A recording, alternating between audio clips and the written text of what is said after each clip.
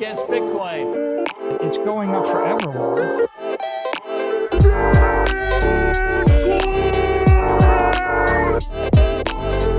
You're against Bitcoin, you're against freedom.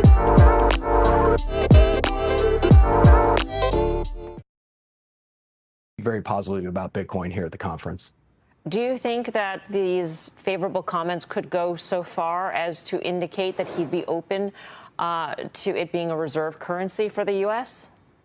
Yeah, so there were some rumblings of that on X this week. It could be something that's very difficult to get done, but it is possible. The Justice Department holds about 200,000 units of Bitcoin. So the United States is the largest holder of Bitcoin. And so they could easily just move that over to the Department of Treasury and start right there and have 13 billion worth of Bitcoin on the balance sheet. So it is a possible move. It just could be tough to get done. But what happens is the Justice Department, in holding these units of Bitcoin, they've been a random seller in the space. And so if they move from being a random seller at times, which could push the price of Bitcoin down, over to being a long-term hodler, well, that could be really good for the space and push prices up. Yo, welcome to Simply Bitcoin Live. We are streaming from the Simply Bitcoin Airbnb in Nashville, Tennessee, preparing for the largest Bitcoin conference on planet Earth, the Bitcoin 2024 conference. I'm here with my legendary co-host, the Optimus Fields. Have you had your coffee today, my sir? I've had way too much coffee today. I'm a little jittery. I need something in my stomach. But hey, man, this is what we do on the live stream here when we're away and not in our home studio. Opti gets jacked on caffeine. Oh man, dude, but that video, that opening video, the cold opening was so crazy. I can't, dude, that was like the first time I've seen that video. That was insane. And that's like a lot of the rumors that's been speculating about what is Trump going to say in his speech.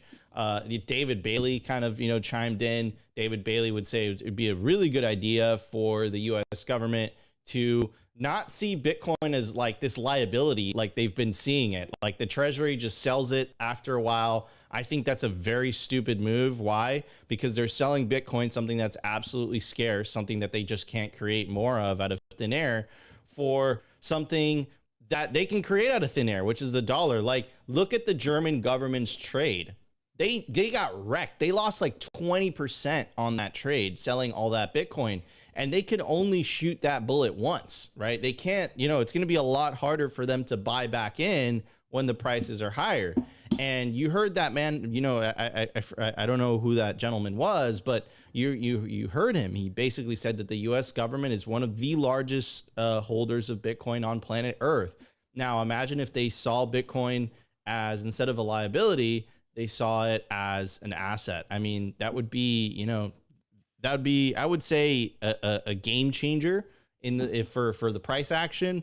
Now, a lot of Bitcoiners, maybe from the revolutionary aspect, will be like, I don't want the U.S. government holding Bitcoin. This is a separation of money and state that actually empowers them. I would say, in a way it does, in a way it doesn't, because you don't change Bitcoin, Bitcoin changes you, right? I think by holding Bitcoin, like the virtue of holding Bitcoin, and you start benefiting from holding Bitcoin, it changes you a little bit over time. Like I've seen this story happen time and time and time again, right? And they have the opportunity to really do good by the American people and follow in the footsteps of El Salvador and, make those reserves public information, right? Like El Salvador made their treasury reserves public. We all know the address. And, it's a lot harder for politicians to take a little bit off the top when everyone's looking. Where's the gold in Fort Knox? No one's really seen it since the 1970s, right? In other news as well, and this seems to be a developing story, there's been rumors of Jamie Dimon and Larry Fink potentially becoming Treasury Secretary. Now, it seems like Trump on Truth Social clarified that, basically saying those rumors were false. But we're going to explore, what if that happens, right? Because Trump was also providing air cover for Jamie Dimon as well. What would happen if those rumors came true? The reason I'm saying that is because incentives run the world. I think that's why Bitcoin wins. It's an aligned incentive structure model. And what would happen all of a sudden if the CEO of BlackRock, who, they've taken a huge stance on Bitcoin, Their company has benefited tremendously. They're one of the largest Bitcoin holders in the world.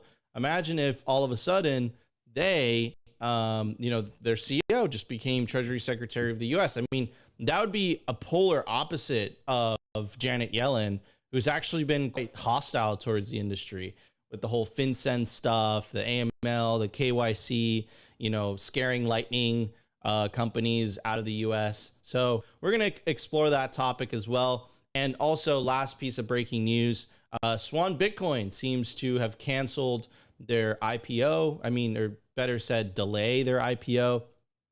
Their CEO, Corey Clipson, dropped more information about it on Twitter. That also seems to be a developing story. More information has been added to that. They let go of, I'm not going to name any names because a lot of them are very good friends of mine, but they let go of a lot of notable swans that are very well known in the industry. So it seems that they've taken a big hit. But of course, this building a business in Bitcoin is incredibly difficult. And I have no doubt that the Swan team will persevere. Anyways, it's going to be a great show. Opti, we got a lot of stuff for us in the culture, don't we? Yeah, we do. But before I get to that, Nico, it looks like this internet can't really handle the stream. It looks a little blurry, guys. So forgive us. I guess we need to do this at 7:20 tomorrow. But yeah, it's looking a little blurry. So we'll keep it full screen. Hopefully it keeps running for you guys. But yeah, man, in the culture, we saw some very crazy news come out of the Biden administration. I don't know if I nearly want to speculate that we're seeing a coup happen in the U.S., but it looks like there's some interesting stuff coming out of the Biden administration, breaking briefing that dropped from the White House yesterday. And it really makes you wonder what is going on at the head and the control of the U.S. government. I know there's a lot of rumors about Biden going around Twitter right now, but we have some. It's very interesting stuff. It kind of goes into what I've been saying for a long time on the show, that we might be seeing a very slow collapse of the U.S. empire in real time. So we'll cover that in the culture, and I even got a couple videos and stuff. But yeah, it's pretty interesting stuff right now that we're seeing. So we'll see what happens here. But yeah, it looks like the streams, it might be getting better, but it looks like it's still a little blurry out there. So I guess we'll power through today. Yeah, we'll do our best, ladies and gentlemen. Yeah, just we're at an Airbnb, and obviously the internet is not the finest, unfortunately. We'll have to drop to 7:20 tomorrow, and it should work. Yeah. So, but anyways, the show shall go on. This is a live show after all. Anyways, I do want to give a very special shout out to our lead sponsor, and of course, I'm talking about Bitcoin Well. Bitcoin Well is the best place to build your automatic self-custody Bitcoin stack.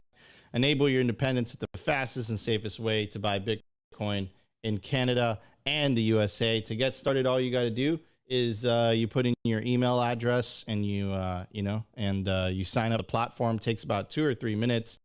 Also, every time you buy Bitcoin on Bitcoin Well, you earn Bitcoin Well points, and you can use those points towards the Bitcoin wishing well. It's this really cool kind of contest, and it gives you the opportunity, the chance to win up to 1 million Satoshis. So let's redeem points right now in the Bitcoin wishing well. Let's throw a coin into the Bitcoin wishing well. It's an opportunity to win up to 1 million Satoshis. And boom, boom, boom.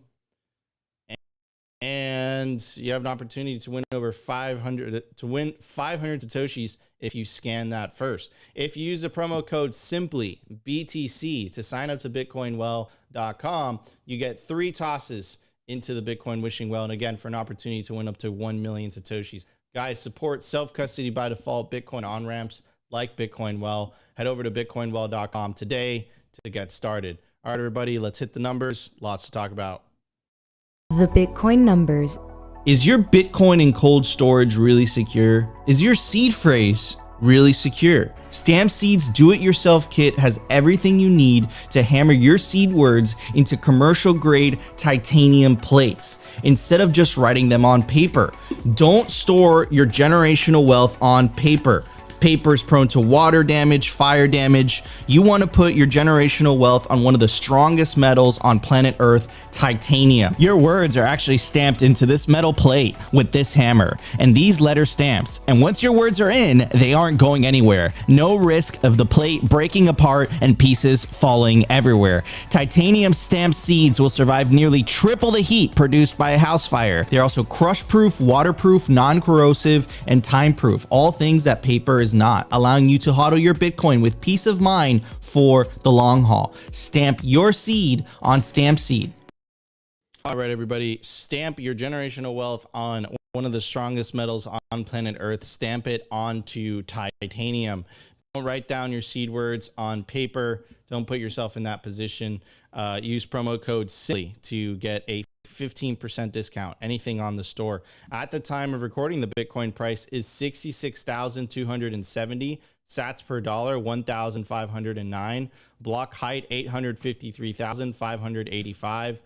Halving estimate March 23rd, 2028. Total Lightning Network capacity 5,031 BTC. Capacity value 333 million US dollars. Realized monetary inflation 1.5%. Market capitalization 1.31 trillion.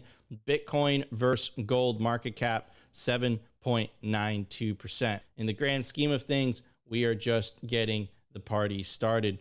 Anyways, getting to today's news, specifically in the numbers. A huge announcement from a pretty big company in the space, extremely well respected, and I'll read it from the No BS Bitcoin article. I also want to say I have a ton of friends who worked at Swan that unfortunately lost their jobs yesterday.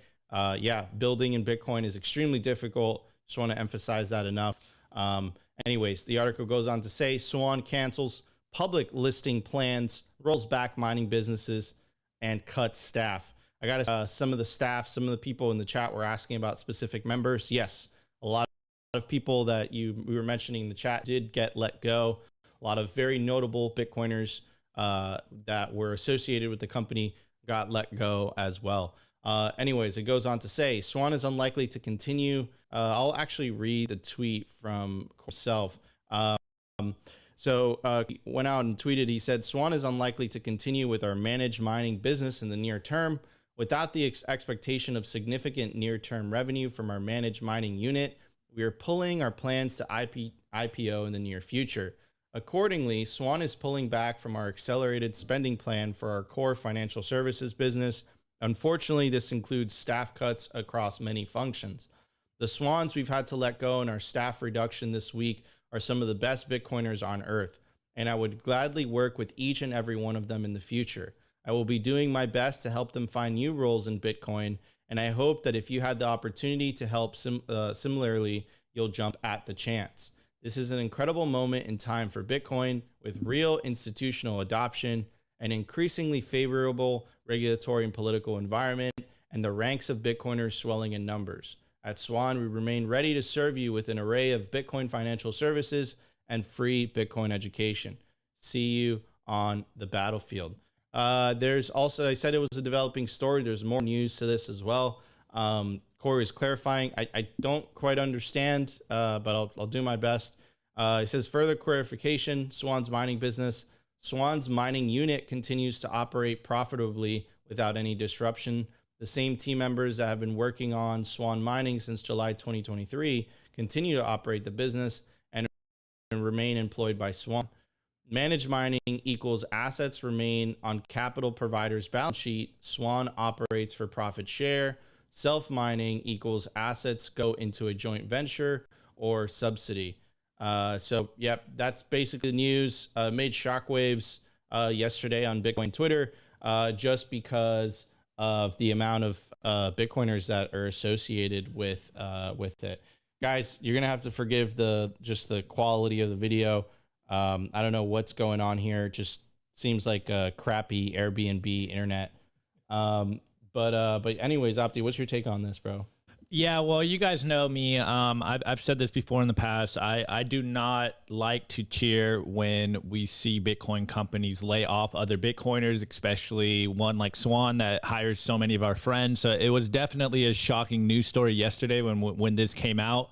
very, very crazy news. Like my timeline was just flooded with a bunch of my friends being laid off, and it was absolutely insane to see, and it was kind of like blindsided, to be honest. So personally, I do hope that Swan is not in some kind of place where the company gets wrecked, because I want to see Bitcoin only companies succeed. But I did see a really good tweet from David Bailey yesterday, and he was kind of taking the high road and saying, Bitcoin Mag has laid off a few times. I think he said 4 or 5 times, and this should hopefully make Swan a better company moving forward, and it'll be stronger. So I wish the best for everyone that got laid off, and of course for Swan as well, considering they are one of the behemoths in the Bitcoin only space. And I just wish them the best, that everything's working out like copacetic over there. So it's definitely crazy news, especially considering the fact that it's happening at the week of the Bitcoin conference, which is, I think, going to be one of the most like pivotal conferences we've had in a long time. So I don't know, man. It was pretty mind blowing to see this happen yesterday. But man, hopefully it just makes them stronger and everything's good over there. Of course, I don't have any insights, but my heart goes out to all of their friends that got laid off, and hopefully they land on their feet. So yeah, man, crazy news yesterday. It was really crazy to see everyone laid off on Twitter. Yeah, 100%. And I agree. So many friends of mine that I developed, while I was there, and it's just my heart goes out to them. And, I'm positive that they're going to find employment very, very quickly, just because of how talented they are.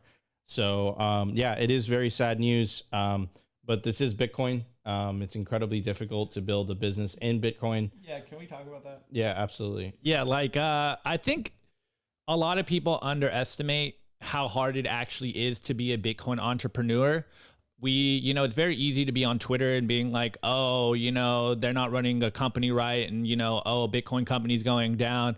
But as Nico and I know, like, it's very, at least right now, because the industry's so early, it's extremely hard to run a Bitcoin company, and we don't have, how do I say it? We don't have the luxury of the fiat system when we run our Bitcoin businesses. We got to be efficient. We got to make sure that everything's working, that we are profitable.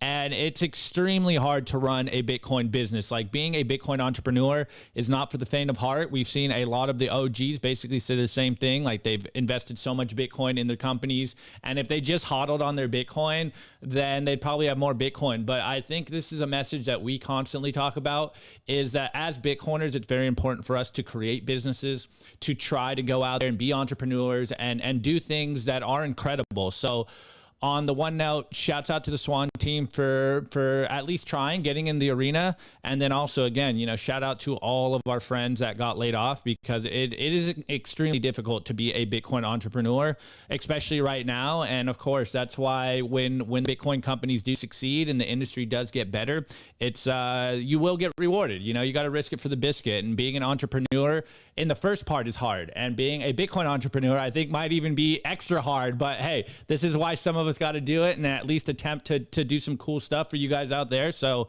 again, don't bash on Swan or anything out there, because it's extremely hard to be a Bitcoin entrepreneur.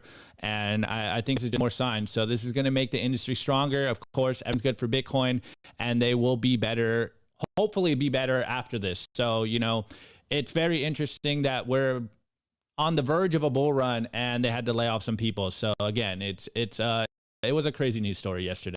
Absolutely. And again, my heart goes out to all the Swans that were let go. So yeah. Anyways, guys, moving on to the news segment. Before we do that, I do want to shout out, of course, to our sponsor. And of course, I'm talking about the Pleb Party in Nashville. It's coming up literally in 2 days. It's a 12-hour open bar. That means the tickets are included. The drinks and food are included in the tickets. It's from noon to midnight. You won't be able to get tickets at the door.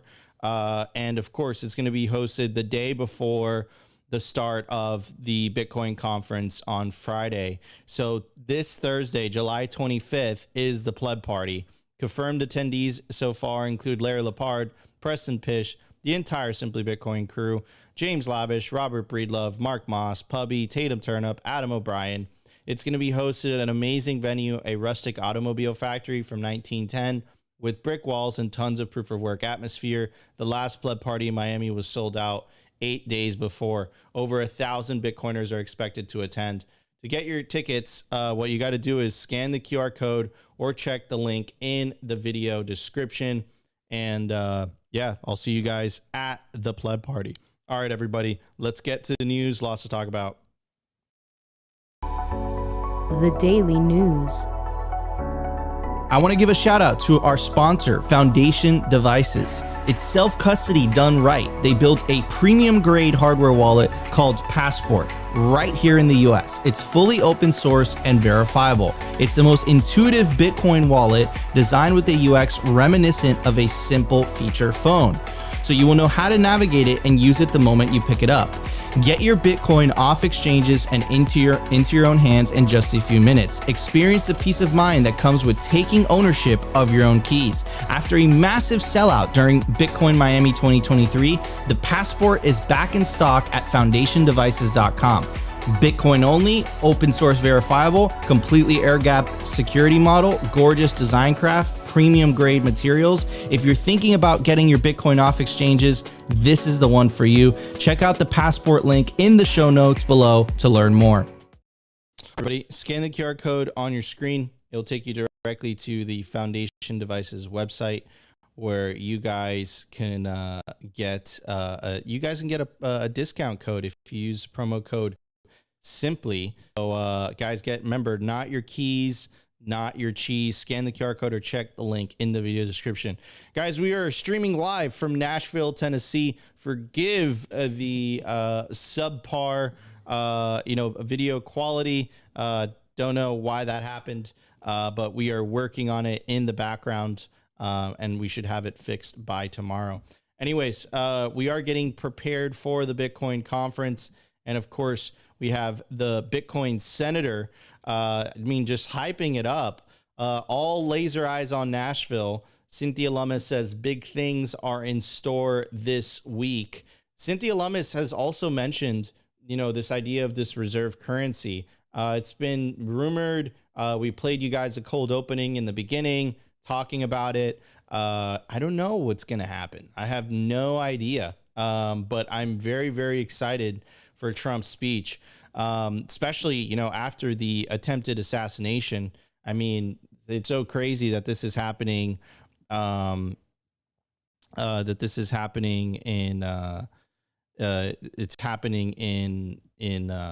happening like 2 weeks after what happened. And, I think Trump's going to be wearing a Band-Aid,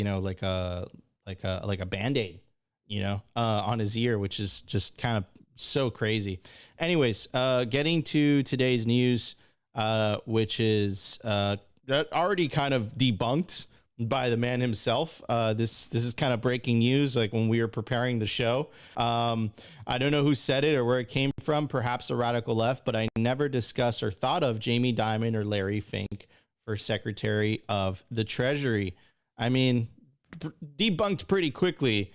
But the rumors earlier this week were that Donald Trump, the rumors were that this man, Jamie Dimon, or this man, Larry Fink, would potentially become Treasury Secretary during the Trump administration. Now, what is really strange is that Trump actually came out when, a couple days after the Jamie Dimon rumors started to circulate, and he actually provided air cover for Jamie Dimon. Here, he even quoted him, like after meeting with Jamie Dimon, he basically said that, hey, look, Jamie Dimon has actually changed his tune on Bitcoin. All of a sudden, he doesn't care about Bitcoin, like because before he was just crapping on it and he was attacking it. And now he's basically making the claim that, look, like actually, Jamie Dimon doesn't really care, which is strange. So it's like rumors were circulating that Jamie Dimon was Treasury Secretary. And then shortly after, this Forbes article dropped. And then about a week after, really this morning, like an hour before the show, Trump is saying actually neither of them will be Treasury Secretary. Now, I kind of wanted to explore the ideas of both of them. Like, I mean, Jamie Dimon has a well-known anti-Bitcoin stance, and Larry Fink has a well-known public Bitcoin stance due to BlackRock. And of course, here is Charlie Munger. I think it's fitting to use his quote for this, just because I know he wasn't a fan of Bitcoin. I like to speak ill of the dead, so I'm not going to get into any of that. But he did say, "Show me the incentive, and I will show you the outcome." And as Bitcoiners, I think we are really big believers in incentives, to say the least, right? And of course, here's the extremely famous video of Larry Fink actually earlier on this week. I think it was actually last week. Here's Michael Saylor saying Larry Fink believes in Bitcoin. Here he is on Legacy Media, and let's check it out. Now, I know you have been a leader in willing to embrace crypto. You have made it so that people can be in Bitcoin. We hear that you are thinking about Ethereum. These are incredible things. Now, BlackRock is not known as a gunslinger by any means. So you obviously must believe that this maybe is an alternative. Is this an alternative in order to be able, because of a deficit, maybe something long-term people should have? Absolutely. As you know, I was a skeptic. Yes. I was a proud skeptic. And I studied it, learned about it, and I came away saying, okay, my opinion 5 years ago was wrong. Here's my opinion today. This is what I believe in today. I believe the opportunity today. I believe Bitcoin is legitimate. I'm not trying to say there's not misuses like everything else, but it is a legitimate financial instrument that allows you to have maybe uncorrelated, non-correlated type of returns. I believe it is an instrument that you invest in when you're more frightened, though. It is an instrument when you believe that countries are debasing their currency, debasing their currency by excess deficits, and some countries are. I believe we have countries where you're frightened of your everyday existence, and if you have an opportunity to invest in something that is outside your country's control, then you can have more financial control. And so I'm a major believer that there is a role for Bitcoin in portfolios. I believe you're going to see that as one of the asset classes that we all look at. I look at it as digital gold, as I said before, and I do believe there's a real need for everyone to look at it as one alternative to, I would say, the optimism that I have in the world. If you want to hedge hope, Bitcoin is not an instrument for hope unless you're hopeful you're going to make a lot of money on it. But I look at it as a vehicle in which you're expressing your financial acumen in something that you're more frightened of the world, you're more frightened of your existence. And I believe there's a great industrial use for it. And I think a lot of people are missing that. I couldn't agree more. I changed my mind about it when you did. You had been my thinking. It was like,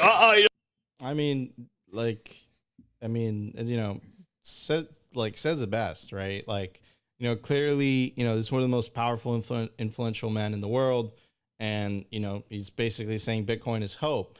Now, here's McKenna. This is kind of speculation before the Truth Social posts. But he says, if the U.S. declared Bitcoin as a strategic reserve asset under the Trump administration with Larry Fink as the Treasury Secretary, then this is the news that will take Bitcoin to 100,000. We have truly entered the end game. I 100% agree. And I just got to remind everyone that BlackRock is, one of the largest holders of Bitcoin at the moment. They currently own 327,000 Bitcoin. Of course, this isn't theirs. They're holding it on behalf of people. But just to kind of give you guys a rough idea of, how much Bitcoin these people have, which is just a ridiculous amount. And if this guy was named Treasury Secretary, even though Trump is denying it, that would be insane for the price, and it'd be extremely positive. Unlike Jamie Dimon being named Treasury Secretary, which I think would be negative for the price due to his prior comments about just kind of the industry as a whole. Now, we are going to leave the screen up just because, again, we're having a little bit of some connection issues here. We're trying to figure it out in the background. But yeah, Opti, what are your thoughts on this, man? What are your thoughts on, this guy potentially becoming Treasury Secretary? Well, it doesn't really make me feel that good, to be honest. If I'm being completely honest. Is it because of the way he's looking at you right now? It's the lisp. It's really the lisp. I know I get trolled. People say I might have a lisp, but at least it's not as bad as Larry Fink's. No, being completely serious, like I think Jamie Dimon and Larry Fink have way more power currently than if they went into the position of Secretary of Treasury. It really doesn't make much sense to me for them to become the Secretary of Treasury. And it also is really counter to the narrative of the quote unquote drain the swamp. So I think it is it's some good signal that Trump on his Truth Social said that he doesn't know where these rumors came from. And if that is, you know, some what's it called, Schadenfreude, where he's you know, misdirecting what's going to happen and then eventually gets one of these guys into a position of power, I think it's very important, or at least makes me a little paranoid when you consider that we have, you know, people from the PayPal mafia associated with Palantir, people from BlackRock, JP Morgan, and all these people at least rumored to be a part of the Trump administration. It doesn't really make me feel good in the sense of, as the everyday layman, it might seem like Trump's revolutionary riz is all out the window and he's just really being absorbed by the traditional Republican platform. And it's what's the meme? You know, new leader, same leader as the old leaders. So hopefully that rumor is squashed and we don't see these people become anywhere near the Trump administration. So it's really interesting that we are getting these rumors just on the face of it, because I think anyone that knows how this works, you would kind of agree or say that Larry Fink and Jamie Dimon already control the government. So why would they actually go into the government in these positions? It just seems to kind of dissolve most of the power that they already have. But at least if we're getting these rumors squashed, it's becoming very clear that maybe there's still hope for us. Like people in the chat keep saying, it doesn't make me feel good when people say, "Oh, are we back?" We are back. Oh, we are back. Okay, all right. What happened? Yeah. Well, it seems to be clearing up a little bit. All right, sweet. Okay, this is working. Yeah, we're back. Woo! Awesome. Okay, let's go. Okay, well, hey, at least we troubleshooted halfway through the show. But yeah, I forgot my train of thought considering that we got this back. But hey, at least the rumors are being squashed. Who knows where they came from?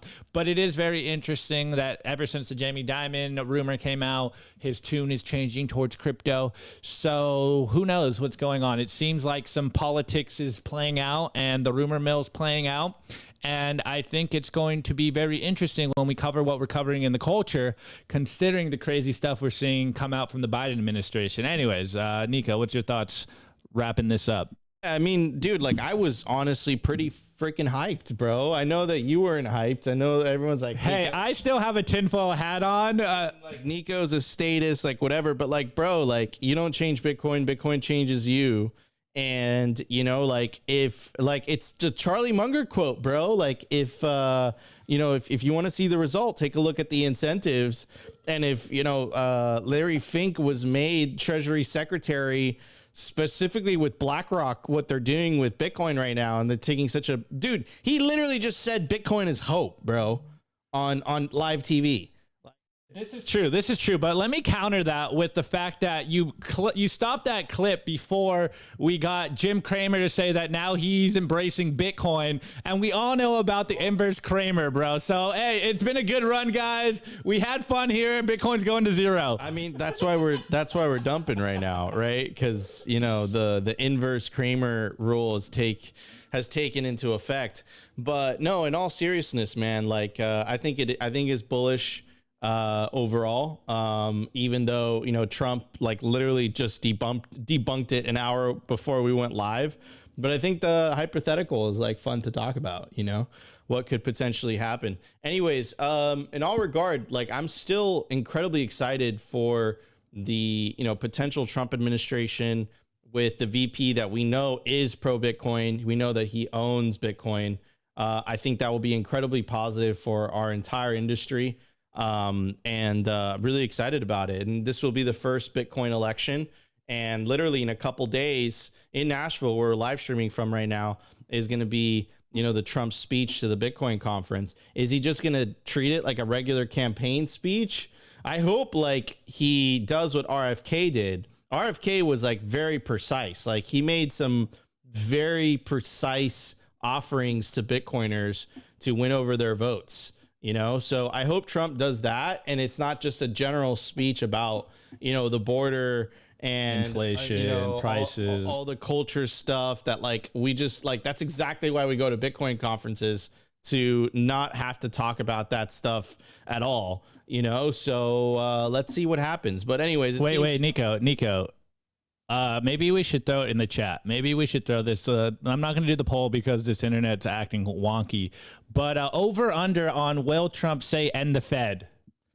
Dude, I mean, if he actually wants to address the issue that, we've already kind of talked about this. Like, if he actually wants to address the reason as to why you have the administrative state, the unelected bureaucracy that remains in power, regardless of who gets elected into office, going after him.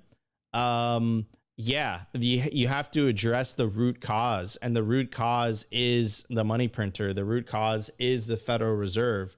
So if he actually wants to change things, if he actually wants to make life better for the middle class, he has to end the Fed. Now, does he have the knowledge and awareness of that? No, but I can't tell you that the Overton window is shifting.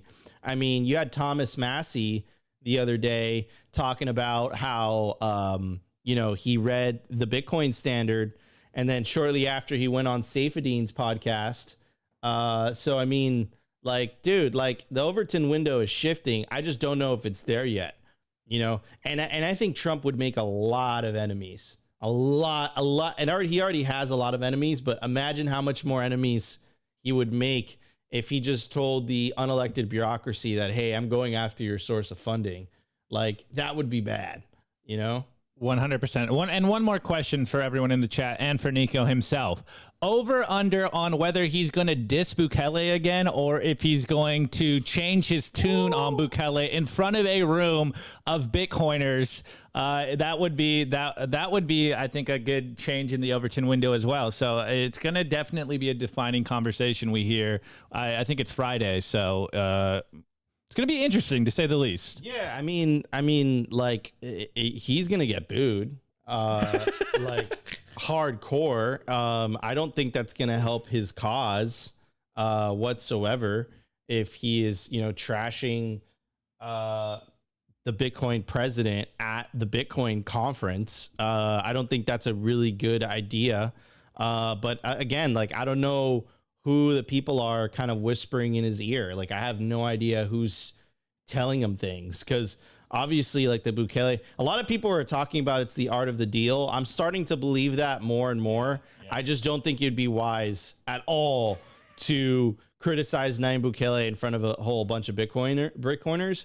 And then I also heard from Max. Max is apparently going to go hard in the paint, and like apparently he's going to, again, Secret Service and law enforcement, he's going to criticize, not attack. that would have been a bad word to use. He's going to criticize Trump's recent campaign slogans and recent campaign rhetoric as it relates to Bukele. And apparently he's going to do that at the Bitcoin conference. So I'm excited for Max's speech as well, Max and Stacy. Yeah, man, just overall, it's going to be a great week here in Nashville. Oh, wait, one more good one before we go to the culture. By Ron P. Over, under on mainstream media coverage of the Don's BTC conference speech. Completely over, 100%. Like, this is such a huge cultural moment for our movement. This is a huge cultural movement for the country. This is the first time that, you have a potential U.S. president going out of his way 2 weeks after an attempted assassination attempt, speaking at a Bitcoin conference. Like, that is a big effing deal. Just some things that I've heard in the background is that a lot of VIPs that weren't planning to go are planning to make an appearance. Also, not to mention, you have many mainstream influencers that have giant, enormous followings that are not niche content creators like us that are just talking about Bitcoin all the time. They're going to be making appearances as well. This is how we break the Overton window. This is how you make Bitcoin mainstream, is when you get these, notable figures. I mean, I can't think of someone else more notable than Donald Trump at the moment. The dude he's like, you could say he's one of the most famous men on the face of the planet. Like, I would say, like, the only way to one up that would be like Elon or Tucker Carlson. And I wouldn't be surprised that if one of them made an appearance next year, So like, this is like, you can't really go any higher than this in terms of speakers. Currently, the Trump is in the hot seat right now. So yeah, I would say definitely over on that bet. Anyway. Sorry, one more thing. I want to ask you, considering everything we know about the legacy media, do you think the coverage will be good coverage? Obviously, it's all good coverage, whether they're talking bad or good about Bitcoin. But I'm really wondering what the narrative is going to come out about just Trump actually being at the Bitcoin conference in general, whether it's going to be in favor of it or just like really just roasting this thing, like him being here in general, his attendance. And like everyone in the chat saying, do you believe he will make Bitcoin a reserve asset? I don't know if it's past the Overton window. Disconnect your phone from the Wi-Fi. I think that's literally like as simple as that. Because I just did mine and it just dramatically improved the quality of the stream. All right, so it seems like we got it figured out for tomorrow, ladies and gentlemen. But yeah, somehow, some way, blame Opti. Wow, no, I just did it too. Yeah, it seems it looks good. It seems like the bandwidth. Anyways, is the legacy media gonna give good coverage on the thing? I think because things are so divided right now, I think the right-wing media will. I think the left-wing media will not. And again, I just want to emphasize that the fact that Bitcoin is bipartisan, it doesn't lean left or right. But, unfortunately, the political left that's in power right now, they have not taken a pro-Bitcoin stance whatsoever. And this is, of course, like the party of Elizabeth Warren and co. So, of course, the media allies are going to come to their defense. And anything related to Trump, I think by default, they just attack, right? Though, actually, did you see the New York Times article after the RNC speech? We haven't talked about it on the show, but we've been covering the New York Times as basically a propaganda wing for the administrative state, whatever you want to call it. And they dropped one of their headlines. I think it was the front of their New York Times, the physical newspaper, and it was actually favorable, which makes me feel a little weird about what's going on. I mean, it is kind of like the dude survived an assassination attempt and he got like one of the most badass pictures in American history. So like, you can't like, I remember like listening to like some people that dislike Trump and they were just like, that picture is badass. Like Mark Zuckerberg said that picture is badass, right? And Zuckerberg doesn't have a history of supporting Republican candidates. To counter that also makes me feel iffy. Oh man. All right, everybody. Well, guys, I hope we explored this topic well enough for you guys. Yeah, you can tell when we're live. It's nice. Yeah, it's a lot. It's a lot nicer. It's a live studio coming soon. But let's hit the culture. Let's hit the culture. Lots to talk about. Let's check it out. Here we go. The Daily Culture.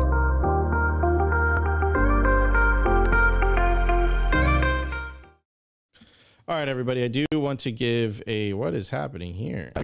I do want to give a shout out to, of course, our sponsor, the Orange Pull app. Stack friends who stack sats. Join the 11,500 Bitcoiners that are currently on the application. If you're in town for the Bitcoin conference and you don't know anybody around you, you just don't know. You're like, I don't know what to do tonight. I don't even know who's in town.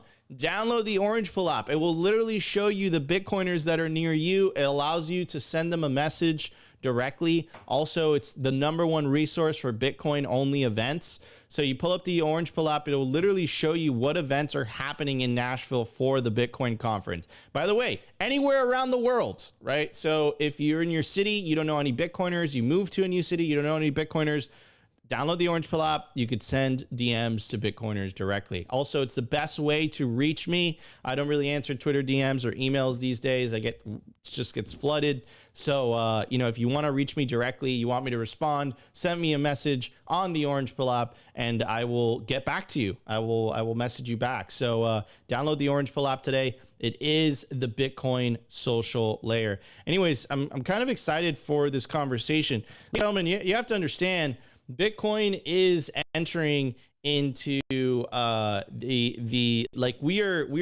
are jumping or crossing the chasm. I don't know what the figure of speech is. Crossing the Rubicon into mainstream consciousness. Correct. There we go. So more and more and more, Opti and I, what we're going to do during the culture is we are going to talk about cultural issues, but we're going to not talk about it from a reactionary perspective like a lot of the media, a lot of the left-wing or right-wing media, but we're gonna react to it from a Bitcoiner's perspective, therefore a perspective of hope. And remember, we actually have a solution to clown world, and the solution, of course, is the Bitcoin standard. So anyways, Opti, what are we going to talk about today? today? I'm going to double down on that. Not only a message of hope, but also just showing the ridiculousness of clown world and the stuff that we're seeing. And since legacy media, as we know, as we've been covering on this channel for a long time, is pretty much propaganda. It's paid for propaganda. Their narratives are lies. And I think people are starting to see through the lies and the paid shills that are coming out from the legacy institutions. And we always talk about how much power we have as independent content creators, and you guys is tweeting the truth, responding to the legacy media headlines, and they having to, I mean by the legacy media having to battle on the battlegrounds of ideas, which is Twitter and all of social media. No longer can their lives just stay as the prevailing narrative, because everyone is waking up to the fact that what's Nico always say, that their lies are suffering from inflation themselves. Okay, so starting this saga with what we saw over the weekend, we were talking about how on Twitter there was rumors that Joe Biden was going to drop out of the presidential race. I'm just starting with the letter. I'm not going to read it, but since he dropped out yesterday, we saw a lot of rumors about him embracing or endorsing Kamala Harris as becoming the Democratic presidential nominee. And that's not really what we're going to be talking about today. What we're going to talk about is what I would say, and Nico might disagree with me, but I think we're seeing a capitulation from the Democratic Party because, Joe Biden's the quote unquote the most popular president to ever be elected. If a human were to be suffering from inflation, it is Joe Biden. It would be Joe Biden. And again, we're all going to end up there, right? Yeah. Like, the man is 81 years old, but again, why the F is an 80? And again, look, I like Trump. I like Trump's Bitcoin policies. I do, right? And I think the guy's hilarious. But at the same time, he's 78 years old, right? So it's like, this is kind of philosophical. I like this. I like the culture. Okay. So death. And of course I'm talking about death, like from natural causes, right?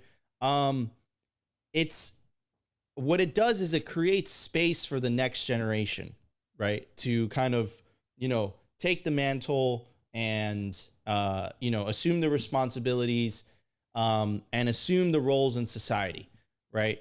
That's just how Mother Nature kind of designed it. I would say it's a good thing, right? I would say it's a feature, not a bug.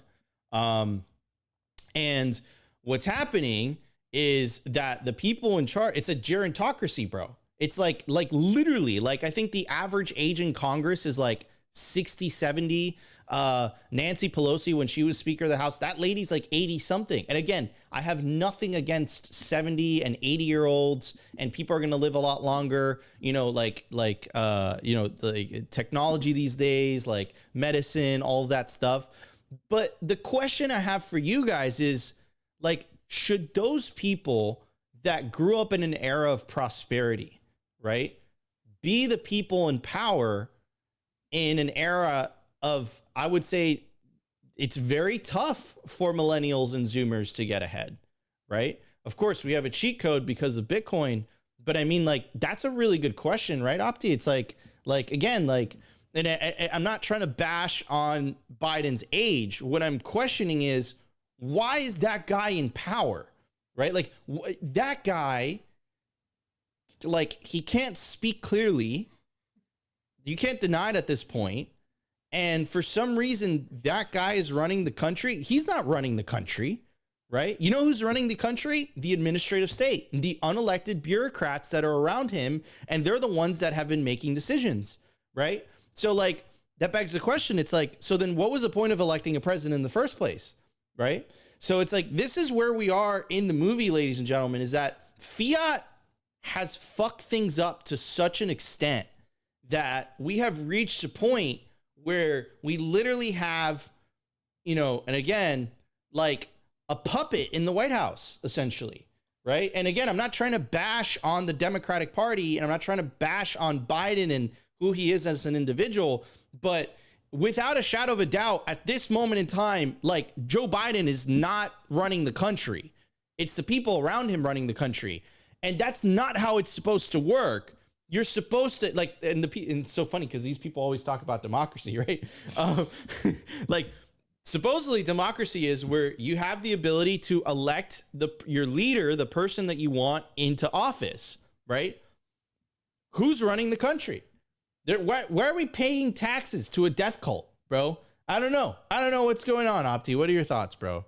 Yeah, and that's literally what we're going to be talking about. But before I get into the stage of late stage fiat that we are in, the phase of late stage fiat that we're going to in, to Nico's point, I think it's becoming very obvious to us younger generation that the people in power do not represent our interests. They're literally stealing the coffers. And that's exactly what we're going to be talking about today. So this came out yesterday, which is absolutely insane.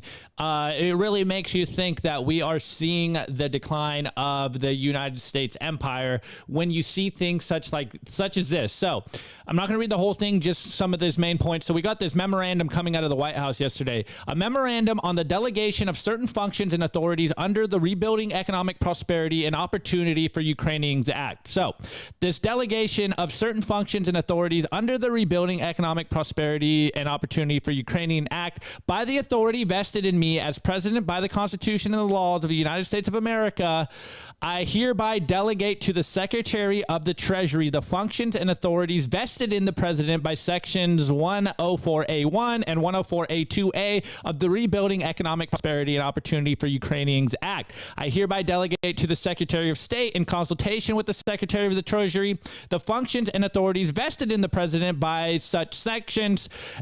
This delegation in the memorandum shall apply to any provisions of any future public laws that are the same or substantially the same as those provisions referenced in this memorandum, or as Bitcoiners have been saying, aka our boy Nolan from the breakup, because did Joe Biden just delegate Ukraine spending to Yellen and Blinken? I think he did. This suggests this whole switcheroo thing is going to get more and more interesting, or as Mike Ben said, lame-o. You can't script this. The State Department just swallowed the presidency. Or as Marty Bent was saying, it's wild watching a legitimate coup play out in the U.S. in real time. We really do live in a banana republic. The NPC narratives malware is still working on people, though. I've heard many normies in my life already reiterating the scripts they have been fed. And, just this is, of course, Opti, so I got to meme this a little bit. We got Pierre Rochard. He's still alive with a block high screenshot, because at this point, no one even knows what's coming out of the presidency. No one knows who's running this company. There's rumors that Biden is not well. You know, he's basically dropped out after COVID. I've been hearing rumors from, I would say, some pretty good sources that he's actually in very bad health right now, which really makes you wonder who's in control and what is going on. And at this point of the Biden administration, they are literally giving away power the president's power to people that they shouldn't have. They're giving the Treasury Secretary executive power here, and it literally is a bananic republic. It seems like a coup is happening. And to make this even worse, I'm sure you guys saw this yesterday, and if you didn't, it's absolutely incredible. So as there's been rumors of Biden's health, we got this video yesterday of Kamala Harris supposedly speaking to Biden over the phone at campaign headquarters. And just listen to the little slip up that she did. And we got some quick research. However, this is not confirmed. I mean, it is from RNC research. So, okay. Check it out. It is so good to hear our president's voice. Joe, I know you're still on the call, and we've been talking every day. You guys heard it from Doug's voice. We love Joe and Jill. We really do. They truly are like family to us. And we do, everybody here does. It's neutral. Little slip up, but good to have you on the call. Interesting. And then, of course, some independent research. You want to play it again? Could you just explain what happened? It seems like she might have had a little Freudian slip and almost said, "It's good to have you on the recording." I mean, the call. And I'll play it again. It is so good to hear our president's voice. Joe, I know you're still on the call, and we've been talking every day. You guys heard it from Doug. Joe, I know you're still on the call. And we've been talking every day. Oh my God, dude, holy. This is where we are in the media landscape. And then this could be tinfoil hat. This could be speculation. But I did see this morning, and it seems like the White House is using AI voice generation for that conversation, that call that we heard, and we saw that slip up from Kamala Harris, almost saying good to have you on the recording, but it's actually on the call. Dude, if your money's in dollars, wrecked. This is like your figurehead. Like our figurehead is Satoshi, right? He's gone. He handed over the project. It belongs to the people. Like if you're earning and saving in dollars, like here you go. Like this is what it is. This is what your money is paying for in clown world. Correct, right? Like this is late. And remember, America used to not be like this, right? But what happens in every like big society, this happened in Rome, by the way, same shit. They clipped the coins back then, and then the percentage of silver and the Roman currency, the denarius, started to decrease over time. And you know what happened to society as well? It degraded over time, and then there was the eventual collapse. I mean, it was like the split between the Western Roman Empire and the Eastern Roman Empire. The Byzantine Empire lasted a couple hundred years, but the Western Roman Empire was just completely destroyed. And you could make a really good case that inflation played a big role in that. And you'd say, okay, Nico, but you're crazy. Like, how does money relate to how the president is acting or how the vice president is acting? Money plays such an integral role in the human condition, in the human experience, right? It is half of every transaction. Everything, look, this laptop, this microphone, this camera, the phone that you're listening to, the camera that the TV that you're listening to this podcast from, you probably bought that TV using money, right? Imagine if the very system that you use to transact is corrupted to the core. It affects every facet of society, right? People get poor. The middle class gets gutted, right? People can't afford to have kids. They can't afford to have kids. You can't have a population decline. So what do? They start importing immigrants. Everything is interconnected. This is what people have to understand what happens under a fiat standard, right? The food gets worse. Like it affects every facet of society. You have to understand that. That's why Bitcoiners have the term fix the money, fix the world, because it really is like that. Right. So anyways, last thing, especially since we always talk about the just the pure lies coming out of the legacy media, and the importance of everyone on Twitter and on social media fact-checking the fact-checkers. We got this video yesterday, or rather this morning, sorry, and it absolutely it makes you think what is actually going on. How deep are the lies? And we got a video here of someone basically fact-checking the recording call. You guys can fact-check me on how legitimate this might be, but it's things that make you say hum, especially with that Freudian slip from Kamala Harris herself. So let's just watch this real quick. I know yesterday's news was surprising, and it was hard for you to hear, but it was the right thing to do. I know it's hard because you poured your heart and soul into me. Okay, let's just go on old 11 Labs and see if that's really all they probably used for this. So, upload. There we go. And let's see what we got. Yeah, looks like they didn't even really try. No.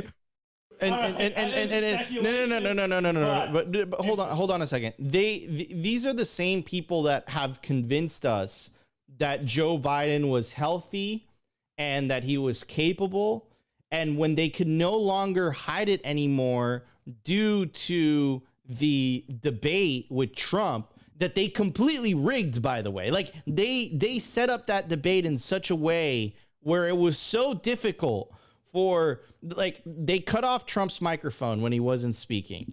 They prepped the questions, and even still, they could no longer hide the fact that this guy wasn't actually in control of the country. And then shortly after, even though Joe Biden got, he got democratically elected, to run again for president representing the Democratic Party, you said it earlier. It was like a literal coup when they realized, like, holy cow, we can't hide this anymore. It's out that this guy's no longer running the country. He has to step down. Mind you, they didn't run an election, right? These are the same people that are talking about the importance of democracy, right? They didn't run an election. They appointed someone. And if there was an election that was run, there's a rise of populism because more and more people are kind of disgruntled. You know who would have won that probably on the Democratic ticket? RFK Jr. But you know what? The administrative state, they don't want RFK Jr., right? They want someone they can control. They want a puppet, right? So it's crazy. Like, they literally appointed the next potential president of the United States. Like, there was no democracy there. There was no election. They circumvented it. And Joe Biden, by the way, for anyone who's not in the know, we knew this for the longest time. Yeah. And when everyone said anything about it, everyone was just trashed. Like, you're a conspiracy theorist, you're a right-wing extremist, everything in the book they would throw at you. And it turned out to be true. It's like almost as if, like, do you remember the inflation excuses? Like, there was going to be no... It's transitory. There's no inflation. Right? It's going to get back to 2%. Like, and then what happened? There was inflation. Right? It was high. So it's like, I don't believe the institutions anymore because they've been lying to us, right? And I think that is not necessarily because they're bad people. I think they genuinely believe that they're doing what's best for the country. I just think that fiat, like the godlike power, very precise wording there, the godlike power of being able to create money for free that other human beings have to work for, I think really corrupts the soul. I think it corrupts people. I think it gives them this belief that they can just play God, essentially. Like, dude, think about it. Like, I can literally create this thing out of nothing that people spend their entire lives working for, and I could just put that towards anything I want, whether that's war, social programs, anything. I could just print money out of thin air and just pay for anything that I want. And I think that infects the minds of politicians, bro, and I think it really fucks them up. I think it really does, and I think that's what we're seeing here. I think this is an example of what's happening right now. Well, I'm going to double down on that a little bit. Guys, remember the timeline that we've just encountered and the things that we just talked about and we just seen coming out of the White House. You know, first they elected the most popular president, and you could argue whether the election was really the most popular, you know, whether he really won that election. You know, you can argue that. No, to be clear, he won the election, but like some things happened. Agreed. Okay. Right? Now, next, and 4 years later. And then some things happened, and you can also make a very good case that they definitely took advantage of the pandemic to 100%. change certain voting laws 100%. To benefit a certain political party. Now, you know, again, like some things happened, right? Some videos were seen, right? Some sketchy things happened. We will gloss over because that wasn't the main part. The next part is 4 years later, we're seeing, you know, them do whatever they can to try to assassinate Trump's character. First, they try to do it in the courts. Then they literally try to assassinate him. And then the following week, Joe Biden gets sick. They instantly kick out Joe Biden because we've been hearing trends and, you know, there's been articles about and rumors about the elites in the Democratic Party want to push Biden out. They endorse Kamala Harris, which a seemingly very iffy tweet, it literally a screenshot we got broken up with on a tweet on the internet, and now they're giving executive power to other branches outside of the president. We are seeing the collapse of the empire right now. We're seeing the Banana Republic play out in real time. We are seeing a coup happen right now because I think the Democratic Party is capitulating right now, and this is why I am feeling a little iffy on what we're seeing come out of the Trump administration, considering, you know, I am a philosopher by trade and I understand the Hegelian dialectic, and you know, you show a problem, you offer a solution, and that's the solution you really wanted in the beginning. And now it's starting to make me think that I got to keep my head on a swivel and really be weary of what's going on, because I've been saying this with a couple of friends that are Bitcoiners. It's like, it almost feels like this winning is too easy, which makes me a little concerned because I thought it was going to be harder. And now it seems like it's a watershed moment. Everyone's embracing Bitcoin. We're seeing the late stage fiat empire collapse. We're seeing that the emperor has no clothes. And now everyone and their mother, well, not yet, almost, but a lot of people are waking up to just how fake everything is. All the institutions are lying. All of the talking heads and media are lying to you. The money is fake. The food we're eating is fake. And now people are waking up to what exactly is going on right now. Who is in control and where are we headed in the future? And as Bitcoiners, we're always like, hey, we got you. Just start to embrace a better money. And you can defund all the crazy stuff we're seeing right now. Defund Clown World, save in Bitcoin, up your skills, build businesses, create relationships, get your mind right, get your body right, because there is not going to be a savior out here. Things aren't going to change just because if Trump gets into the presidency. It's going to change on the grassroots levels, from you and I and everyone around us starting to take more sovereignty, starting to take their money back, starting to take their lives back. But the brainwashing and the psyoping coming out from the legacy media is at an all-time high, and who knows where we're going right now. But all we know is things are heating up in Clown World, and it's very important to keep our heads on a swivel. Opti rant over. Dude, and no, you first of all, you hit the nail on the head. Our resolution is back, so we're inching up, man. It's like our internet is deflationary. It started on a fiat standard, and it's migrated to a Bitcoin standard. Anyways, dad jokes. Guys, I hope you enjoyed the first live show from Nashville. It seems like you guys really enjoy, our numbers were going up, dude. So it seems like you guys really enjoy us talking about current events from a Bitcoin perspective. So we're going to keep giving you guys what you guys want. Also, it seems like you guys enjoy Opti and I together. I also enjoy it is way better. Working towards an video short, hopefully, breaking. Hopefully very soon. And hope you guys enjoyed the show. Forgive the internet. Smash the like button if you enjoyed the show. Consider subscribing if you feel like we provided you value.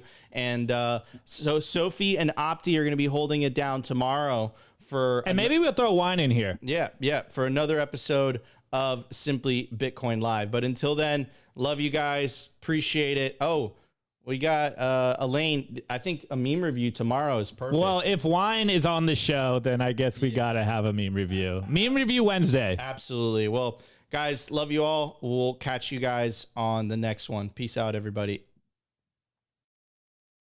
It was brought to you by BitcoinWell.com, on a mission to enable independence.